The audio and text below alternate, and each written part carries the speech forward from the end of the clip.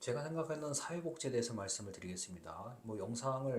요 영상만 보실 수 있는 그런 경우도 있기 때문에 제가 지금은 뭐 장애인 복지론, 그 다음에 사회복지 법제론이죠. 옛날 말로요. 자, 그래서 그런 강의를 하다 보니까 제가 생각하고 있는 사회복지에 대해서 좀 정리를 해봤습니다. 자, 뭐 사회복지는 일단 실무가 엄청나게 중요한 분야고요. 또 실무에서 지금 엄청난 고생을 하시는 사회복지사 분들이 많으시죠. 자, 그 다음에 이제 사회복지사와 더불어 자원봉사 하시는 분들이 없으면 정말 선발이 부족해서 어찌할 줄 모르는 상황도 벌어지는 게 맞습니다. 자, 그 다음에 이제 우리 주민센터에서 근무하는 그 사회복지 담당 공무원을 비롯해서 자, 시군구, 그 다음에 중앙부처에서 근무하시는 이 사회복지 담당하시는 분들이 이게 참 업무가 이제 그 다양하면서도 이게 자칫 잘못하면은 자, 그 대상자에게 뭐 상처를 줄 수 있는 그런 뭐 본의 아니게 말과 행동을 할 수도 있죠. 이게 왜냐면은 일하는 나는 하나인데 자, 대상자가 많다 보면은 본의 아니게 그런 일이 있을 수도 있죠. 자, 그리고 중간중간에 언론 보도에서 나타나는 각종 사건 사고가 또 이제 복지 영역에 큰 변화를 가져올 수도 있고요. 뭐 법을 만든다든가 법을 개정하는 것까지 아주 큰 변화를 이룰 수도 있습니다. 자, 뭐 이게 아무래도 우리가 저 사회복지사 자격증 중심으로 지금 모든 과목이 편제가 되어 있기 때문에 뭐 정책론, 뭐 행정론, 뭐 등등등 여러 가지 과목들이 있는데요. 자, 이제 사회복지는 또 상담심리 영역하고 이제 이렇게 영역이 섞이게 되면서 더 다양하고 더 세분화되고 더 구체적인 내용으로 바뀌었죠. 제가 불과 20년 전에 대학교에서 복지행정 수업을 들을 때는 심리상담 영역은 아예 다른 과 수업으로 분류가 되었던 거고 당시에 뭐 언급이 전혀 안 됐었던 얘기예요. 그런데 어느 순간부터 자, 심리상담, 그 다음에 사회복지가 이게 섞이게 되면서 당연히 자, 사회복지에 관심 있는 사람이라면 누구라도 양쪽 이야기들 또는 때에 따라서는 자, 여러 분야의 것들 한꺼번에 알아야 되는 일이 생기는 거죠. 그리고 사회복지가 또 보건하고도 밀접한 관계이기 때문에 특히 코로나 3년을 거치면서 보건 영역이 이제는 무시할 수 없는 영역이잖아요. 과거에 뭐 전염병이라고 얘기하면 무슨 저 옛날 서양의 패스트 얘기하고 뭐 호환마마 요새 이런 말 안 씁니다만 막 호환마마 뭐 저 천연두 홍역 등등의 아주 뭐 옛날에 뭐 호랑이 담배 피던 시절을 얘기를 한다고 하는데 자, 불과 얼마 전까지 3년 동안을 코로나 바이러스 때문에 정말 고생을 많이 했죠. 자, 그러다 보니까 이제 감염병에 대한 엄청난 인식이 이제 등장하게 된 거고요. 그러다 보니까 자, 사회복지 더하기 보건 영역이 이제는 완전히 뒤섞이게 된 거죠. 그리고 사회복지 같은 경우는 면대면 이게 얼굴을 보고 하는 서비스를 해가지고 뭐 비대면도 한계가 분명히 있고요. 그 다음에 몸이 불편해서 표현을 못하는 사람들도 많기 때문에 이거는 직접 가서 그 접촉하지 않는 이상은 사회복지는 분명히 한계가 있습니다. 자, 그리고 뭐 실무에 계신 분들과 또 이론으로 또 공부하시는 분들하고의 어떤 그 약간의 간격이 있고요. 그 다음에 일선에서 근무하시는 분들하고 이제 위에서 결정하시는 분들하고의 간격도 분명히 있고요. 또 때에 따라서는 내가 이제 너무 뭐 일을 모르거나 초보자라서 이제 좀 헤매는 경우들도 있고 그런 게 다 뒤섞여 있다 보니까 사회복지를 하시는 분들이 많이 어려움을 겪습니다.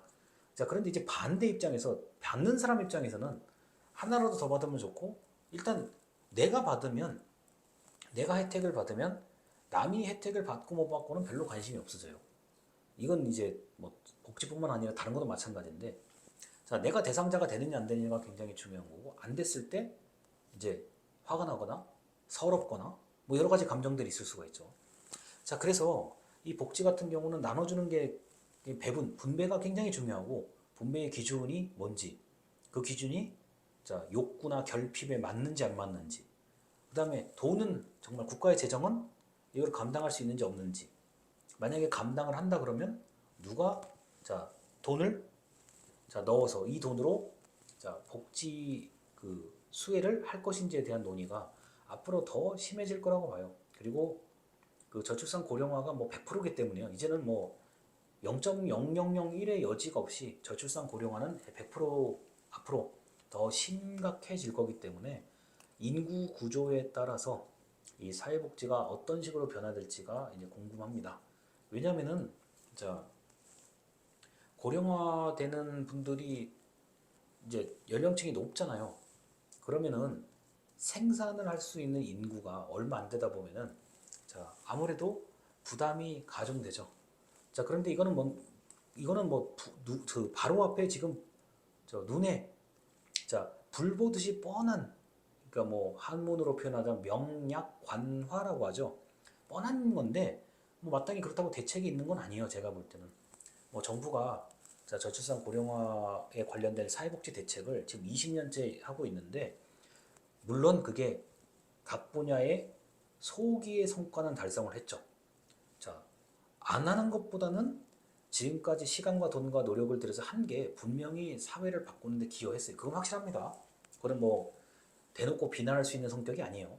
분명히 그런 것들이 있는데 이게 그 인구 구조가 감소하는 거를 정책으로만 막기에는 이건 역부족이에요. 그거는 사실 역부족인 거고 자, 앞으로 사회복지 그리고 보건이라는 게 이거를 이제 잘 유지할 수 있으려면은 제가 보기에는 뭐 그게 아동이든 장애인이든 노인이든 청년이든 뭐 하든 간에 그 변화하는 인구 구조에 맞게 자, 산업 구조나 이런 것들이 재편돼야 된다고 봐요. 이게 사실 이런 주장은 굉장히 위험한 얘기입니다만 도저히 제 머릿속에서는 뭐 특별히 나올 게 없어요. 사회복지는 이미 뭐 외국의 좋은 정책들 다 이렇게 벤치마킹 해가지고 때로는 그대로 수입을 해서 우리나라에 맞게 다 만들어 놓고 전자바우처 복지 전자바우처 같은 경우는 뭐 우리나라가 가장 제가 볼 때는 잘 나와 있는 정책이고요.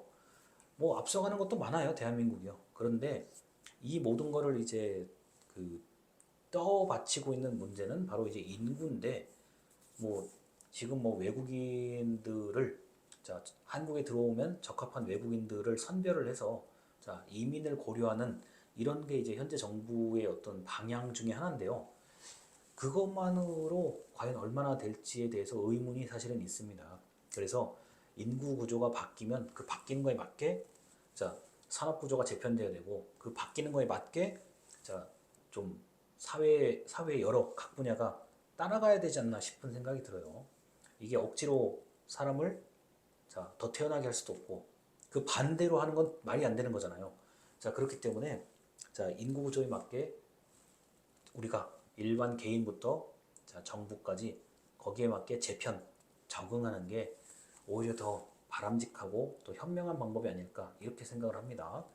자 그래서 지금까지 제가 현재 그냥 생각나는 대로 얘기하는 제가 가지고 있는 사회복지에 대한 생각을 말씀을 드렸습니다. 들려주셔서 감사합니다.